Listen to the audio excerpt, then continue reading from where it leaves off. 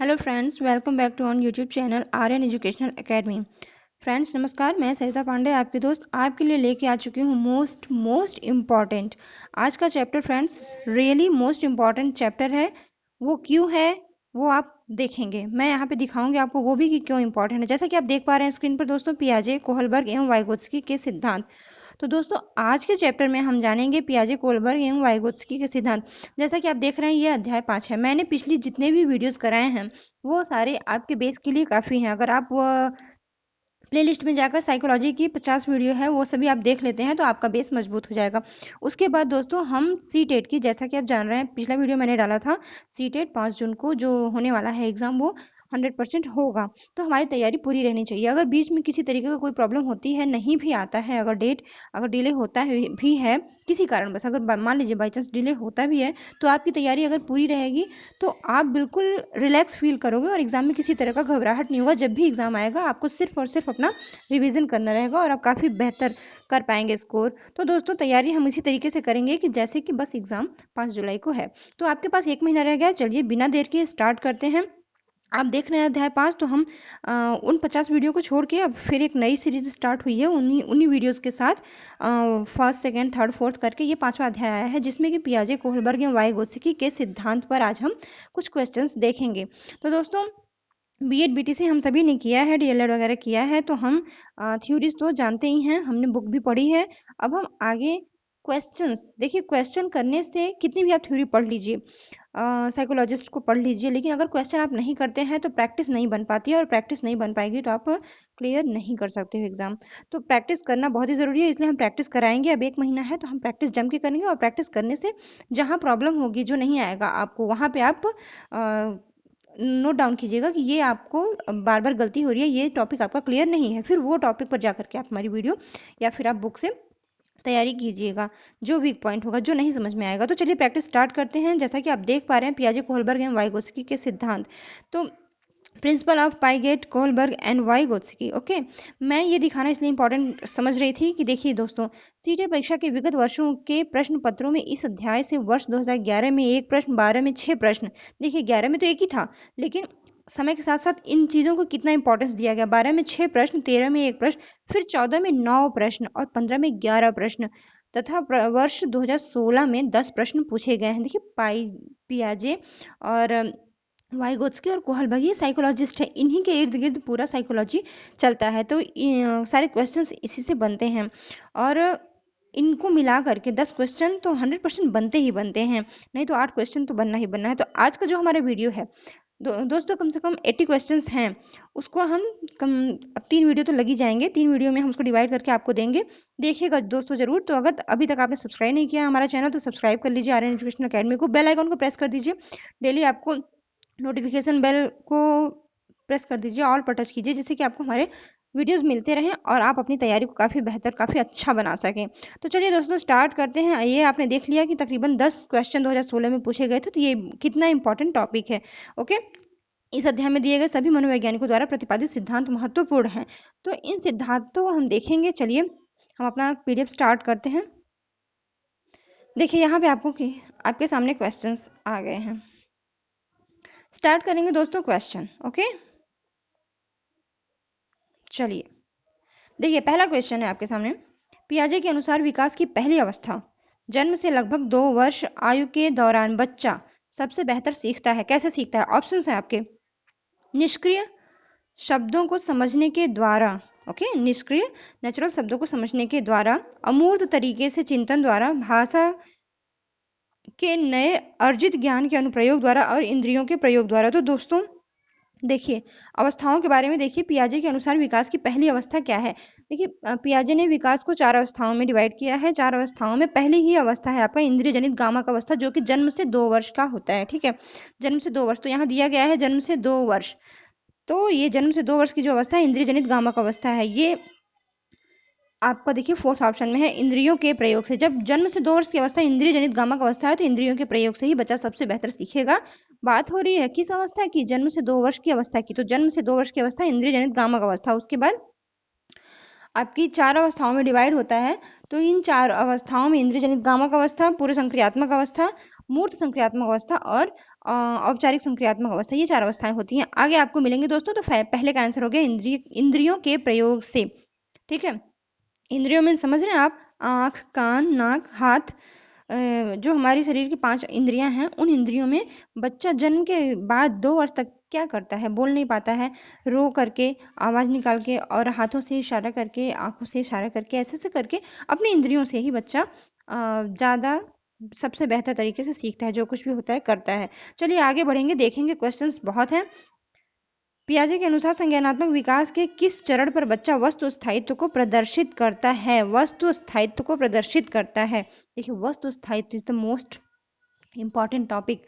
वस्तु स्थायित्व जो है, इससे आते हैं क्वेश्चन। ऑप्शन क्या है? मूर्त संक्रियात्मक चरण, औपचारिक संक्रियात्मक चरण, संवेदी प्रेरक चरण और पूर्व संक्रियात्मक चरण। तो दोस्तों यहाँ पे आपका आंसर हो जाएगा पूर्व संक्रियात्मक चरण। अब देखिए, पूर्व संक्रियात्मक चरण जो होता है वो मूर्त संक्रियात्मक अवस्था, उससे इंद्रियजात गामक अवस्था के बाद आता है, दूसरा स्टेप है। तो दूसरा स्टेप जब है पूर्व संक्रियात्मक चरण, तो पूर्व संक्रियात्मक चरण में अब 2 के बाद 3 से लेकर के 5-6 वर्ष तक की अवस्था होती है।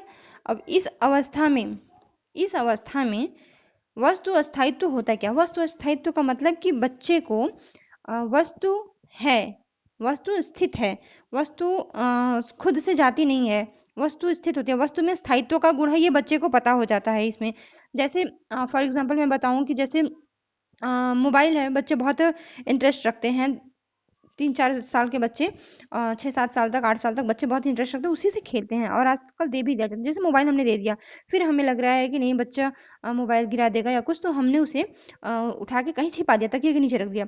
लेकिन बच्चे ने जहां देखा था, ये वस्तु स्थायित्व का गुण ही होता है कि बच्चे को पता है कि मोबाइल यहीं थी, वो कहीं नहीं जा सकती, किसी ने हटाया है, वो खुद से कहीं नहीं जा सकती। वस्तु स्थायित्व यही है कि वस्तु वहां पे स्थायी था, ये गुण बच्चे को पता है कि वस्तु स्थायित्व का गुण यही है कि वहां पे वस्तु स्थायी था, वो कहीं खुद से नहीं जा सकता।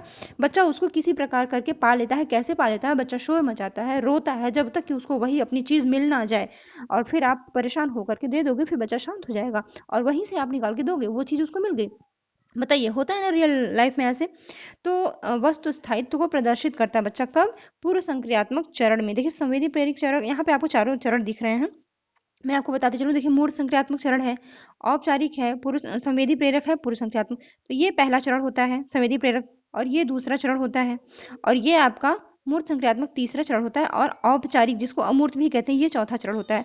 ठीक है, तो यहाँ पर राइट हो जाएगा पूर्व संक्रियात्मक चरण, फोर्थ वाला। ओके, आगे बढ़ेंगे। निम्न में से किसका कथन है कि ज्ञानात्मक विकास नकल पर आधारित न होकर खोज पर आधारित होता है? तो ये किसका कथन है? जीन पियाजे का, कोहलबर्ग का, स्किनर का, वाइगोत्स्की का? देखिए, ज्ञानात्मक विकास नकल पर आधारित न होकर खोज पर आधारित है, ये जो है पियाजे का कथन है। आपको यहाँ पे कथन ही देखना है। ये पियाजे ने कहा था कि ज्ञानात्मक विकास नकल पर आधारित न होकर खोज पर आधारित है। नकल पर तो अनुकूलन एक तरीके से होता है, जो मैंने देखा उसका अनुकरण किया, बच्चा दोहराता है जो चीजें। लेकिन ज्ञानात्मक विकास, ज्ञान का विकास, हमारी बुद्धि का विकास कैसे होता है? ज्ञानात्मक विकास या संज्ञानात्मक विकास कहें, दोनों एक ही होता है। अगर संज्ञानात्मक भी लिखता है तो बात वही है। संज्ञान या ज्ञान का आ जाना कैसे होता है? खोज पर आधारित होता है। जब बच्चा खुद खोज करता है और फिर उससे जो पाता है रिजल्ट, वो माइंड में फिट हो जाता है, वो ज्ञान एक तरीके से बल्ब जल जाता है, जैसे कि नहीं ये मैंने किया, इसका मतलब ये हुआ, वो फिर भूलता नहीं है। ओके, पियाजे के अनुसार कोई बच्चा किस, ये नेक्स्ट क्वेश्चन है, चलिए नेक्स्ट क्वेश्चन चलते हैं, उसका आंसर तो हो गया। पियाजे के अनुसार कोई बच्चा किस अवस्था में अपने परिवेश की वस्तुओं को पहचानने एवं उसमें विभेद करने लगता है? देखिए, पियाजे के अनुसार तो आपका यहाँ पे हो जाएगा दोस्तों, पूर्व संक्रियात्मक अवस्था ही ऐसी अवस्था है जिसमें बच्चा बच्चा अपने परिवेश में, देखिए अपने परिवेश में अपने आसपास की वस्तुओं को पहचानने एवं विभेद करने लगता है।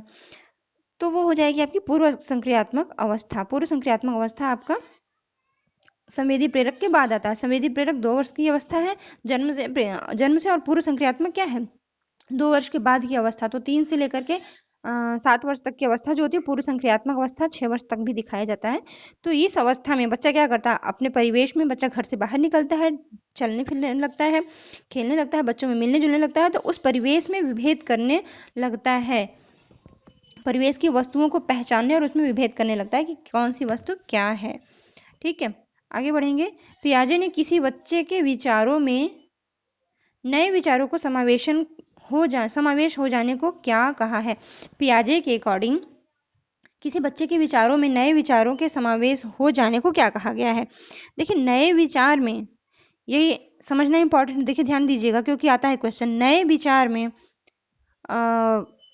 नहीं, नए विचारों में नहीं, किसी बच्चे के विचार में, मतलब बच्चे का जो भी ज्ञान है, बच्चा जो भी समझता है, जो जानता है, जो भी उसका ज्ञान है, उसमें नए विचारों के समावेश को, मतलब नए विचारों को उसमें मिला लेने पर, जैसे बच्चा जितना भी जानता है उसके बाद टीचर ने कुछ पढ़ाया या किसी ने, घर वालों ने कुछ बताया, उसको भी हम उसमें इंक्लूड कर लेते हैं कि अच्छा ये बात है।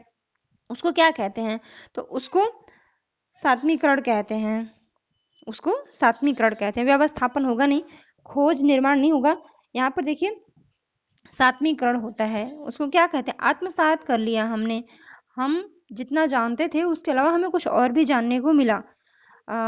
आज यही प्रैक्टिस सेट करते हुए आपने कुछ पढ़ा है, मेरे द्वारा बताई गई चीज़ों में से भी आप कुछ और जानोगे तो क्या करेंगे? आप उसको आत्मसात करेंगे ना, ये अच्छा ये भी होता है।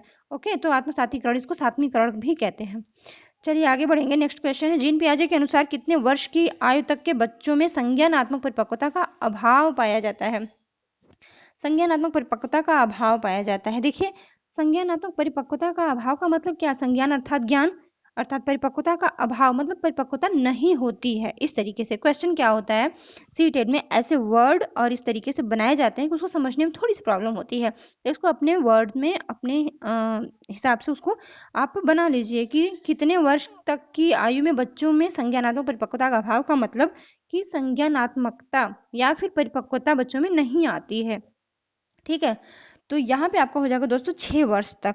6 वर्ष तक बच्चे में परिपक्वता नहीं आती है। 6 वर्ष के बाद जब बच्चा मूर्त संक्रियात्मक अवस्था में जाता है तो वहाँ पे बच्चा मूर्त संक्रियात्मक अवस्था का मतलब बच्चा वहाँ पे सोचने लगता है, बच्चे की तार्किकता क्षमता बढ़ती है, तर्क करने लगता है, तो वहाँ पे परिपक्वता बढ़ने लगता है, वहाँ पे अभाव नहीं होता, वहाँ पे शुरू हो जाता है, जिज्ञासा शुरू हो जाती है।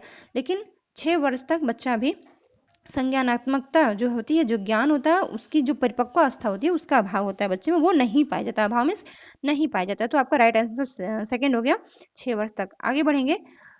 बच्चों के विकास से संबंधित निर्माण एवं खोज का सिद्धांत निम्न में से किसका है? देखिए, विकास से संबंधित निर्माण और खोज का है, ये पियाजे का है, जीन पियाजे का है। आपको अगर आपने पढ़ा होगा तो बिल्कुल आप समझ रहे होंगे, नहीं पढ़ा तो आपने नोट कर लीजिए। एक नोटबुक और पेन लेकर के बैठिए। निर्माण एवं खोज का सिद्धांत जीन पियाजे लिख लीजिए इतना, निर्माण और खोज का सिद्धांत जीन पियाजे। ओके, राइट आंसर हो गया आपका सेकंड, निर्माण और खोज का सिद्धांत जीन पियाजे। आगे बढ़ेंगे। पियाजे द्वारा बताई गई बाल विकास की 4 अवस्थाओं में औपचारिक अवस्था अमूर्त संक्रियात्मक अवस्था की अवधि है। देखिए, ये भी समझने की बात है कि औपचारिक अवस्था अमूर्त संक्रियात्मक अवस्था एक ही होती है। कभी कभी बच्चे कंफ्यूज हो जाते हैं, अमूर्त जो है उसी को औपचारिक अवस्था भी कहते हैं। ठीक है, ये दोनों एक ही है। ये आती कब है? ये चौथी स्टेज है हमारी, जब इंद्रिय जनित गामक अवस्था हमने बताया पहली स्टेज, एंड सेकेंड स्टेज हो गया आपका पूर्व संक्रियात्मक अवस्था, एंड थर्ड स्टेज हो गया आपका मूर्त संक्रियात्मक अवस्था, एंड फोर्थ हो गया अमूर्त या फिर औपचारिक अवस्था। ठीक है, तो अब देखिए यहाँ पे कहा क्या जा रहा है कि जन्म से 2 वर्ष तक, तो ये आपका इंद्रिय जनित गामक अवस्था हो गया। जन्म से 2 वर्ष ये पहली अवस्था हो गई, इंद्रिय जनित गामक अवस्था। 2 से 7 वर्ष ये आपका पूर्व संक्रियात्मक हो गया, ये दूसरा स्टेज हो गया। एंड 7 से 11 वर्ष ये आपका मूर्त संक्रियात्मक अवस्था हो गया, ये थर्ड स्टेज हो गया। एंड 11 वर्ष से लेकर प्रौढ़ावस्था तक, 11 वर्ष से बच्चा अमूर्त संक्रियात्मक अवस्था उसको कहा जाता है, परिपक्व अवस्था उसमें होने लगता है, बच्चे परिपक्व होने लगते हैं। इसको एक तरीके से हम 11 वर्ष से लेकर प्रौढ़ावस्था तक लिखा जाए या 11 से लेकर 18 वर्ष तक लिखा जाए, मतलब वही होगा। ये बिल्कुल फैक्ट पे आप मत जाइएगा कि बस 11 वर्ष से लेकर प्रौढ़ावस्था तक लिखा होगा कहीं, वही हम लेंगे। 11 वर्ष से 18 वर्ष तक भी लिखा जा सकता है। ठीक है, तो 11 वर्ष से लेकर प्रौढ़ावस्था लिखे या 18 वर्ष तक की अवधि तक लिखे, 11 से ऊपर है तो वो आपका अमूर्त संक्रियात्मक अवस्था हो जाएगा, या उसको औपचारिक संक्रियात्मक अवस्था भी कहते हैं। तो ये आपका फोर्थ स्टेज हो गया। तो यहाँ पर आपका पूछा क्या था? अमूर्त संक्रियात्मक, राइट आंसर आपका यही फोर्थ हो जाएगा। ओके, चलिए आगे बढ़ेंगे। नेक्स्ट क्वेश्चन है आपका, जीन पियाजे ने संज्ञानात्मक विकास को कितने चरणों में विभाजित किया है? तो ये इसको तो आप तुरंत कर लेंगे क्योंकि अभी जस्ट मैंने बताया पिछले क्वेश्चन में कि 4 चरण होते हैं। कौन कौन से? तो यहाँ पे आपका आंसर हो जाएगा 4 चरण। पहला आंसर सही हो जाएगा 4 चरणों में। एक बार फिर से रिवाइज कर दे रहा हूँ दोस्तों, अगर नहीं पता है तो कंफर्म कर लीजिए, लिख लीजिए कहीं। 4 चरण होते हैं। पहला होता है जन्म से 2 वर्ष तक इंद्रिय जनित गामक अवस्था, सेंसरी मोटर एज कहते हैं। और दूसरा होता है पूर्व संक्रियात्मक अवस्था। और तीसरा होता है अमूर्त संक्रियात्मक अवस्था। चौथा होता है अमूर्त कहें या फिर औपचारिक कहें, अमूर्त संक्रियात्मक अवस्था। ठीक, 4 चरण होते हैं ये जीन पियाजे के संज्ञानात्मक विकास के चरणों में, 4 चरणों में विभाजित किया गया। ओके, आगे बढ़ेंगे। पियाजे के संज्ञानात्मक विकास के सिद्धांत के अनुसार किस अवस्था में बालक परिकल्पनात्मक ढंग से समस्याओं पर विचार करने लगता है? परिकल्पनात्मक ढंग से समस्याओं पर विचार करना। देखिए, परिकल्पनात्मक ढंग से समस्याओं पर विचार कब होगा? एक तरीके से आप इसमें कह भी सकते हैं कि जैसे जो पहली स्टेज होती है वो तो बच्चे की एक तरीके से शैशवावस्था हो गई, और दूसरी स्टेज जब आती है तो वो एक तरीके से बाल्यावस्था हो जाती है, एंड थर्ड स्टेज जो होती है, थर्ड और फोर्थ को मिला लेंगे हम, मूर्त और अमूर्त, ये एक तरीके से बच्चा किशोरावस्था में जाने लगता है। तो यहाँ पर देखिए, परिकल्पना कब होता है? परिकल्पना मतलब इमेजिनेशन, ढंग से समस्याओं पर विचार करना। परिकल्पना करके मतलब सोच विचार करके, एक माइंडसेट तैयार करके किसी भी प्रॉब्लम के बारे में, देखिए समस्याओं पर विचार करना, किसी भी प्रॉब्लम के बारे में सोचना। तो बच्चा सोचना कब शुरू करता है? सोचना शुरू करता है मूर्त अवस्था में ही, लेकिन परिकल्पनात्मक ढंग से विचार करना समस्याओं पर, ये आपका आता है तब जब बच्चा अमूर्त संक्रियात्मक अवस्था में आता है, जब बच्चा 11 वर्ष का हो जाता है तब। इसमें तो बच्चा विभेद वगैरह करने लगता है कि क्या चीज़ कैसे है, जैसे संक्रियात्मक चीज़ों को, जैसे मैथ में संक्रियाएं होती हैं प्लस माइनस इंटू डिवाइड, ऐसे भी क्वेश्चन बनता है कि ये सारी संक्रियाएं किस अवस्था में बच्चा करने लगता है? तो मूर्त संक्रियात्मक अवस्था में बच्चा प्लस माइनस इंटू डिवाइड करने लगता है। और यहाँ पर लेकिन बात हो रही है क्या? यहाँ पे बात हो रही है परिकल्पनात्मक ढंग से समस्याओं पर विचार करना। ये अमूर्त संक्रियात्मक अवस्था में हो जाएगा। 11 वर्ष के बाद बच्चा ये इस तरीके की एक एबिलिटी बढ़ जाती है, आ जाती है बच्चों में। वातावरण के अनुसार स्वयं को ढालना क्या कहलाता है? तो ये तो आप खुद भी बता सकते हो। एक वातावरण है जिसमें कि आप खुद को ढाल ले रहे हो, क्या कर रहे हो आप बताओ? समीकरण, समायोजन, अनुकूलन या सहकारिता। तो अनुकूलन है दोस्तों, खुद को किसी भी वातावरण के अनुसार ढाल लेना। अभी जो भी स्थिति होती है उसके अनुसार आपको ढालना पड़ता है ना। लॉकडाउन है, बाहर नहीं जाना है तो नहीं जाना है, आपको एक प्रोटेक्शन करना है, तो आपने कभी जो कुछ नहीं किया था उस तरीके से जिंदगी आप आज घर में बैठ के बिता रहे हो, कर रहे हो ना। तो यही है अनुकूलन, एडजस्टमेंट करना पड़ता है। तो वातावरण के अनुसार स्वयं को ढालना कहलाता है, क्या कहलाता है? अनुकूलन कहलाता है। जीवन से रिलेट करके, जोड़ करके पढ़िए दोस्तों, सीखिए। चलिए आगे बढ़ते हैं। पियाजे के संज्ञानात्मक विकास के सिद्धांत के अनुसार विकास कैसा होता है? पियाजे के संज्ञानात्मक विकास के सिद्धांत के अनुसार जो विकास की प्रक्रिया होती है वो निरंतर चलने वाली प्रक्रिया होती है। उसी प्रकार संज्ञानात्मक विकास की बात करें तो विकास आप जानते ही हैं निरंतर चलने वाली प्रक्रिया है। तो यहाँ पर भी वही चीज है, रुक रुक कर चलने वाली प्रक्रिया नहीं, निरंतर चलने वाली प्रक्रिया। जी हाँ, दूसरा ही हो जाएगा निरंतर चलने वाली प्रक्रिया। और यहाँ पे क्या रुक रुक कर निरंतर और उपरोक्त में से कोई नहीं, ऐसा कुछ नहीं होगा। ये सेकंड आपका सही हो जाएगा, निरंतर चलने वाली प्रक्रिया है। ठीक है, आगे बढ़ेंगे। शिक्षकों को प्रयोगात्मक शिक्षा एवं व्यवहारिक शिक्षा पर बल देना चाहिए। प्रयोगों के माध्यम से बालकों में नवीन विचार का संचार होता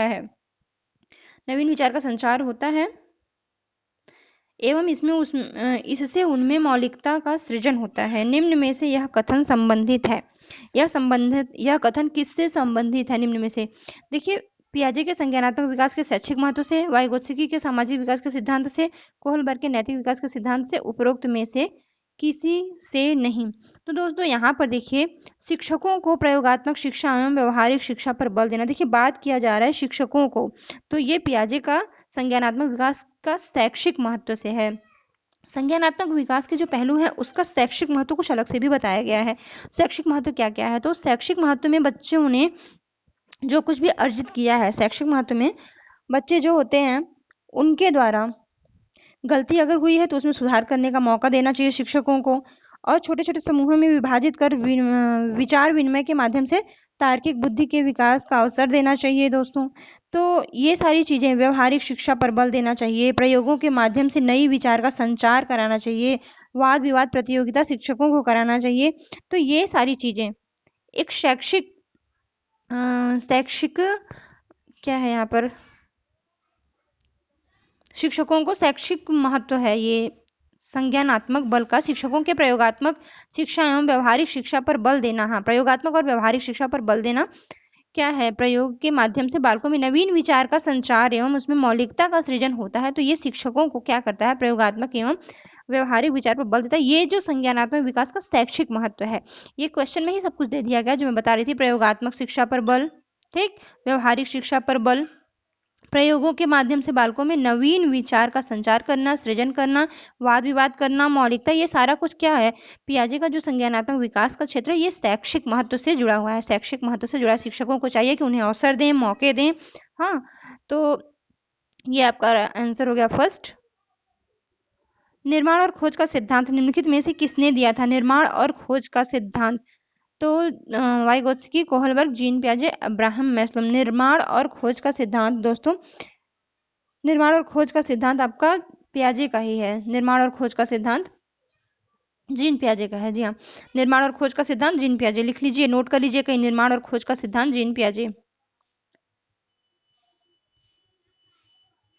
ओके, निर्माण और खोज का सिद्धांत जीन पियाजे आपका राइट हो जाएगा। फिर पियाजे थे, पियाजे थे कौन? खगोलविद थे, भूगर्भ शास्त्री थे, मनोवैज्ञानिक थे, समाजशास्त्री थे।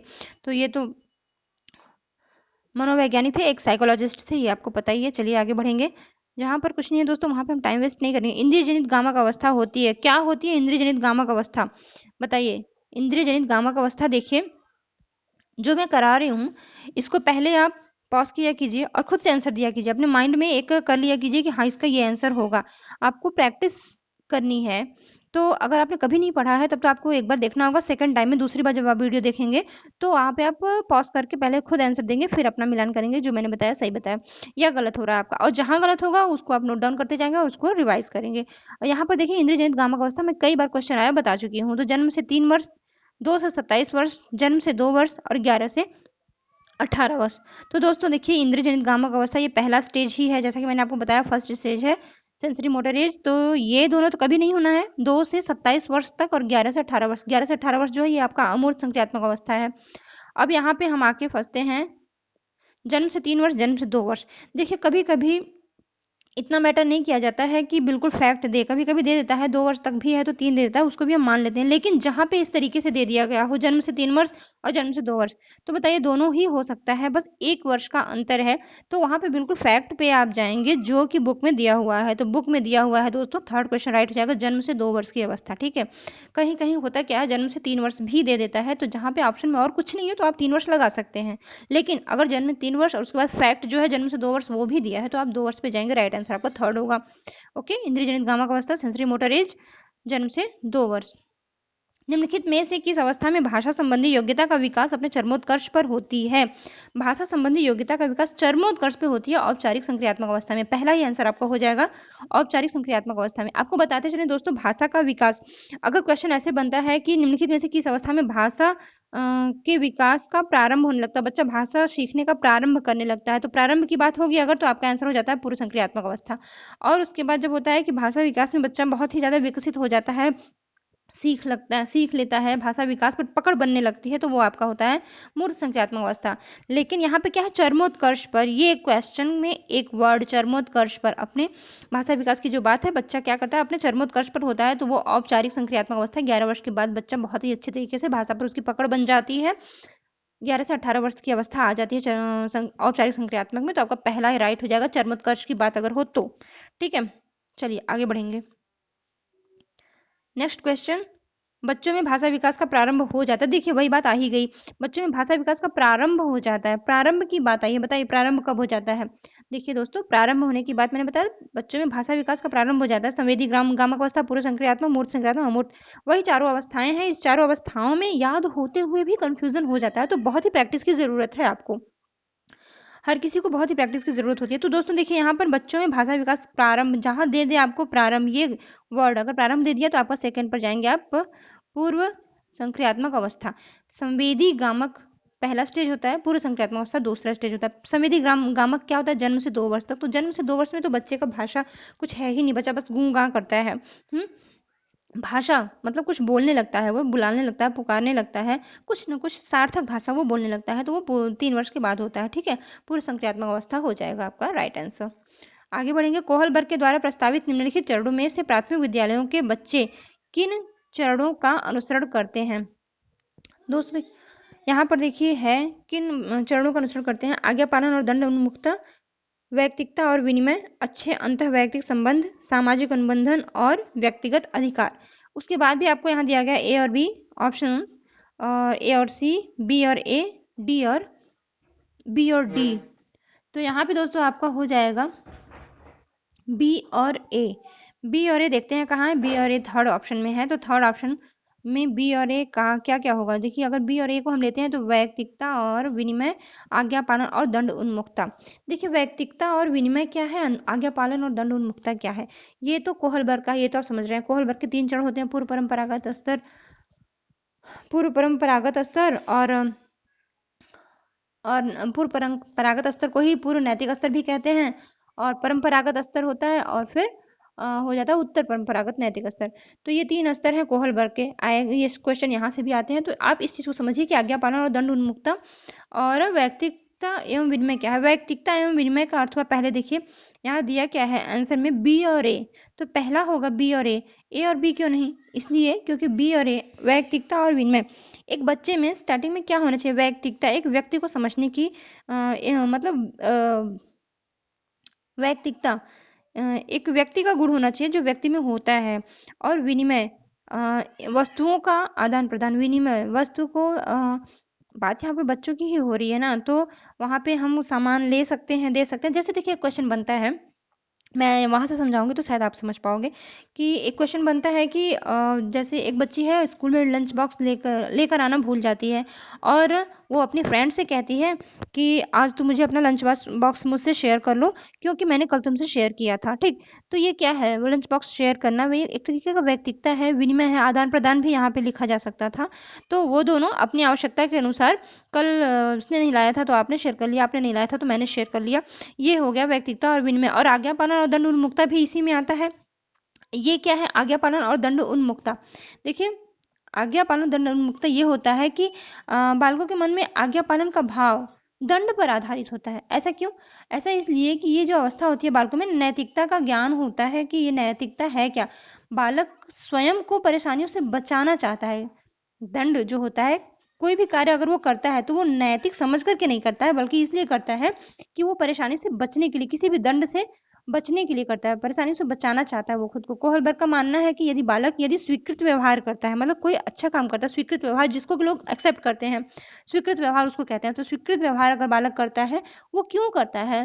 वो स्वीकृत व्यवहार इसलिए अपनाता है, इसका कारण होता है दंड से स्वयं को बचाना।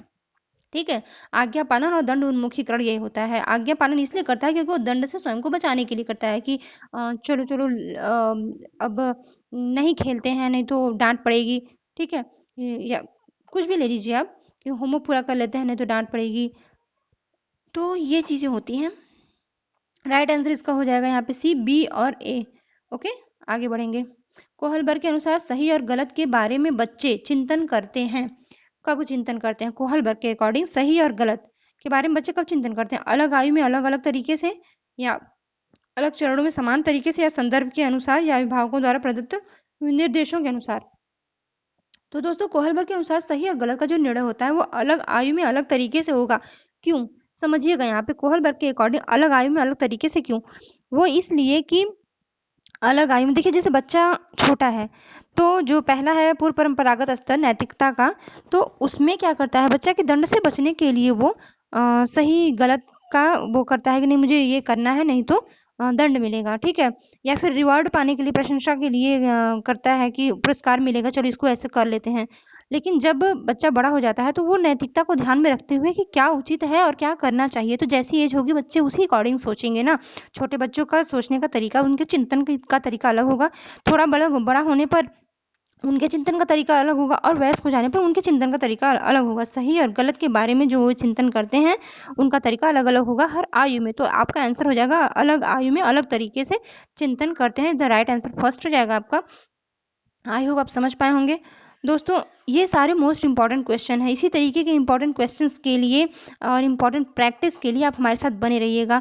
अब तो दोस्तों आपको ये नहीं देखना है, बहुत लोग छोटे छोटे वीडियोस डाल करके सोचते हैं कि चलो छोटा वीडियो रहेगा तो लोग देखेंगे। मेरा पर्पज़ ये नहीं है कि बस ज़्यादा से ज़्यादा लोग देखें, मेरा पर्पज़ ये है कि पढ़ने वाले लोग ज़्यादा से ज़्यादा देखें, क्योंकि अगर आप जुड़े रहते हैं हमारे साथ तो आपकी प्रैक्टिस बनती है, और प्रैक्टिस बनेगा तो आपका अपना फ़ायदा होगा। मैं तो अपनी प्रैक्टिस के लिए ही ये चीज़ करती हूँ, क्योंकि पढ़ने और पढ़ाने से क्या होता है, ज्ञान बढ़ता है। और आप भी जब इसको करेंगे, इस प्रैक्टिस में भाग लेंगे, और तो आपका ऑब्वियसली ये क्वेश्चंस आपने देखे हैं, सुने हैं और प्रैक्टिस की है, तो आपके माइंड में तो रहेगा ना। 2 से 4 बार अगर आप देखोगे, प्रैक्टिस करोगे तो जाएगा कहाँ। देखिए, देखी हुई चीज़ें बुक के अकॉर्डिंग, बुक पर भी हम प्रैक्टिस करते हैं, लेकिन उसके बाद अगर हम इस तरीके से प्रैक्टिस कर लेते हैं, किसी की चीज़ों को हम एक्सेप्ट करते हैं, बताने का तरीका, क्योंकि बुक में तो कोई बताने का तरीका होता नहीं है, हम लोग क्या करते हैं, बात करके बताने का तरीका समझाते हैं, समझने की कोशिश करते हैं। तो वहाँ से क्या होता है, उन बातों को हम हमारे माइंड में किसी वो फिट हो जाता है एक तरीके से। अच्छा, ये ऐसी बात थी, इस तरीके से वहाँ पे मैम ने बताया था, हम समझे थे, तो वो ज़्यादा बेटर तरीके से माइंड में फिक्स हो जाता है, हम ज़्यादा बेहतर कर पाते हैं, याद आता है। इमेज एक तरीके से होता है, वो ज़्यादा टाइम तक रुकता है, माइंड में टिकता है।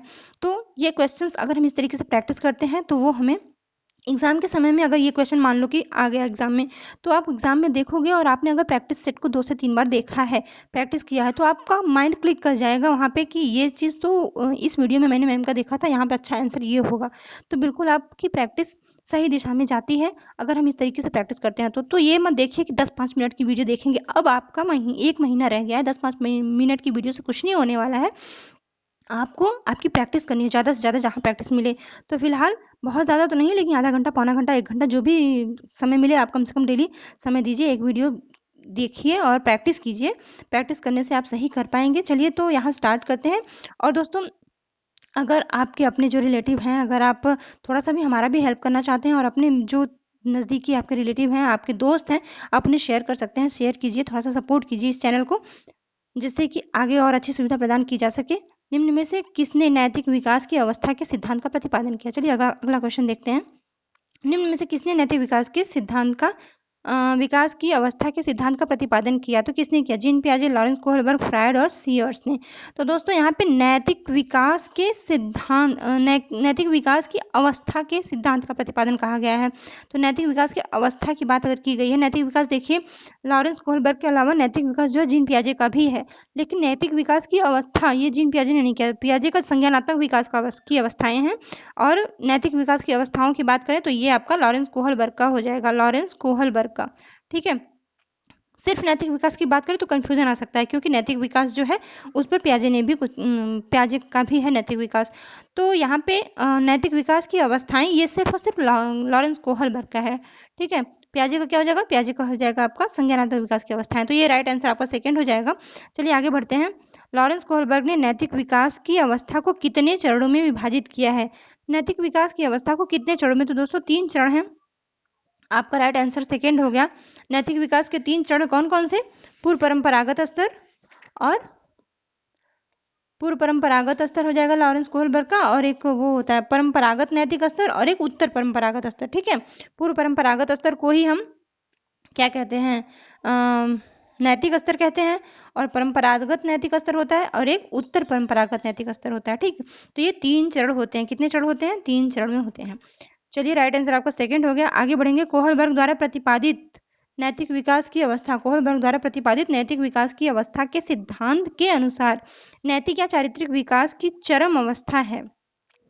देखिए, नैतिक या चारित्रिक विकास की चरम अवस्था पूछा है, तो स्वकेंद्रित अवस्था, जो स्वयं में केंद्र हो, स्वयं में हो, सिर्फ केंद्र, स्वयं तक ही सीमित हो, ये हो जाएगा स्वकेंद्रित अवस्था। एंड दूसरा, परंपराओं को धारण करने वाली अवस्था। एंड सेकेंड हो जाएगा आधारहीन आत्मचेतना अवस्था। एंड थर्ड हो जाएगा आधारयुक्त आत्मचेतन अवस्था। तो यहाँ पे राइट आंसर आपका हो जाएगा फोर्थ। समझेंगे थोड़ा सा। देखिए, स्वकेंद्रित अवस्था होता है आपका नैतिक स्तर में, पूर्व परंपरागत स्तर में। एक तरीके से कहें कि छोटे एज के बच्चे जो होते हैं वो स्वयं तक ही सीमित होते हैं, तो वो आपका स्वकेंद्रित अवस्था हो जाता है। परंपराओं को धारण करने वाली अवस्था, ये पूर्व संक्रियात्मक अवस्था में जो होती है, वो एक तरीके से हम कह सकते हैं कि नैतिक अवस्था। तो नैतिक अवस्था जो होती है, नैतिक स्तर जो होता है उसमें परंपराओं को धारण करता है। बच्चा थोड़ा बड़ा होता है, लोगों का देखता है, समाज का देखता है, तो वो समाज में जो भी परंपरा होती है उसको धारण करता है। और फिर आधारहीन आत्मचेतना जब थोड़ा और एक तरीके से बाल्यावस्था का एंड होता है, उत्तर बाल्यावस्था, या फिर इसको हम कह सकते हैं नैतिक अवस्था का एंड होता है। और पूर्व नैतिक अवस्था क्या कहते हैं इसको, उत्तर परंपरागत नैतिक अवस्था जो होता है, अंगीकृत नैतिक मूल्य उसमें आते हैं, 13 वर्ष के ऊपर की बात होती है, तो इसमें आधारयुक्त हो जाता है। लेकिन उसके जस्ट पहले की, दूसरे और तीसरे के बीच की जो अवस्था थी, आधारहीन आत्मचेतना, मतलब बच्चा समझना तो चाहता है लेकिन एक्सेप्ट नहीं कर पाता है। वो एक द्वंद्व की अवस्था जब होती है किशोरावस्था में, किशोरावस्था का स्टार्ट होना ही आधारहीन आत्मचेतना अवस्था होता है। जो कुछ भी है उसको कैसे एक्सेप्ट करें, वहाँ पे द्वंद्व चलता है, सोचने लगता है बच्चा। लेकिन जब आधारयुक्त आत्मचेतन अवस्था 13 वर्ष के बाद 18 वर्ष तक की जो अवस्था होती है, उसमें बच्चा एक बेस बना लेता है कि क्या सही है क्या गलत है, उसमें अंतर उसको कंफर्म पता होता है। तो आधार उसका है कि हम किस चीज़ को सपोर्ट करें, किस चीज़ को ना सपोर्ट करें, क्या सही है क्या गलत है, आधारयुक्त आत्मचेतना अवस्था। तो यहाँ क्या दिया है, कोहलबर्ग द्वारा प्रतिपादित नैतिक विकास की अवस्था के सिद्धांत के अनुसार नैतिक या चारित्रिक विकास की चरम अवस्था, देखिए सबसे ऊपर की अवस्था है नैतिक या चारित्रिक विकास की चरम अवस्था। तो नैतिक या चारित्रिक विकास की चरम अवस्था वही होती है आधारयुक्त आत्मचेतना अवस्था। एक आधार होता है हमारे सामने कि किस चरित्र को हम धारण करें, क्या नैतिकता होनी चाहिए, क्या समाज की मांग है, और क्या संस्कार होने चाहिए, नैतिक संस्कार, नैतिकता क्या है, ये सारा कुछ मतलब ज्ञान हो जाता है कि हम सही और गलत को चूज कर पाते हैं और उचित अनुचित का ध्यान रख पाते हैं। आधारयुक्त आत्मचेतना अवस्था होती है। आत्मचेतन, स्वयं में हम चैतन्य होते हैं, जानते हैं सब कुछ। बाल विकास के संदर्भ में तो चलिए यहाँ पे तो फिर यही ऑप्शन है इस क्वेश्चन में। दोस्तों ये थे 23 क्वेश्चन, हमें करने हैं पूरे 80 क्वेश्चन, 78 क्वेश्चन हैं पूरे इस टॉपिक पे। ओके, तो इस टॉपिक पे 78 क्वेश्चन हैं दोस्तों, एक ही वीडियो में कर पाने में थोड़ी प्रॉब्लम है। तो चलिए, बहुत बड़ा हो जाता है ना, तो आप लोग भी तो वही बात है। तो चलिए 2-3 वीडियो में हम इसको पूरा करते हैं, नेक्स्ट वीडियो लेकर के आते हैं इसके आगे। और बने रहिएगा जरूर। कैसा लगा आप लोगों को बताइएगा। सब्सक्राइब कर लीजिए अगर आप पहली बार देख रहे हैं, तो बेल आइकन को प्रेस कर दीजिए, क्योंकि अगर आप हमारे यहाँ बने रहते हैं तो डेली आपको प्रैक्टिस सेट्स मिलेंगे, और इस प्रैक्टिस सेट को करके आप अपना 1 महीने में काफ़ी अच्छी तैयारी कर सकते हैं दोस्तों। तो बिल्कुल बस 1 महीना है, कोई बहुत बड़ी चीज़ नहीं है कि नहीं हो पाएगा, होपलेस होने की बिल्कुल भी ज़रूरत नहीं है। हम करेंगे, काफ़ी अच्छे तरीके से करेंगे, और पूरे मतलब आप कर पाएँगे, 100% आप कर पाएँगे अगर आप प्रैक्टिस सेट में बने रहते हैं तो। तो चलिए डेली हम प्रैक्टिस सेट करेंगे, और अगला वीडियो हम लेकर के आएँगे जिसमें कि इसी टॉपिक पर और दूसरा पार्ट इसका होगा। आपको कुछ और भी अच्छे कोहलबर्ग के सिद्धांत पर क्वेश्चन मिलेंगे, फिर वाइगोत्स्की को लेकर आएँगे, उन पर कुछ क्वेश्चंस मिलेंगे आपको। तो इस चैप्टर को हम पूरा करेंगे 3 वीडियो में। आज का ये पहला वीडियो था, पार्ट 2 हम कल लेकर के आएँगे। तो दोस्तों बने रहिए, प्रैक्टिस कीजिए, 2 से 3 बार देखिए, पॉज़ करके इसका आंसर खुद देने की कोशिश कीजिए, और उसके बाद देखिए कि आंसर क्या आपका सही है, क्या गलत है। जहाँ गलत है उसको नोट डाउन कीजिए, और उसके बाद फिर हमारे प्लेलिस्ट में इसकी वीडियोज़ बने हैं, वहाँ से जाके देख सकते हैं, या फिर बुक का सहारा ले सकते हैं टॉपिक्स को क्लियर करने के लिए, ठीक है? तो दोस्तों बस आज के लिए इतना ही, नेक्स्ट वीडियो में फिर मिलेंगे, नेक्स्ट पार्ट 2 को लेकर के हम फिर मिलेंगे। तब तक के लिए धन्यवाद, नमस्कार।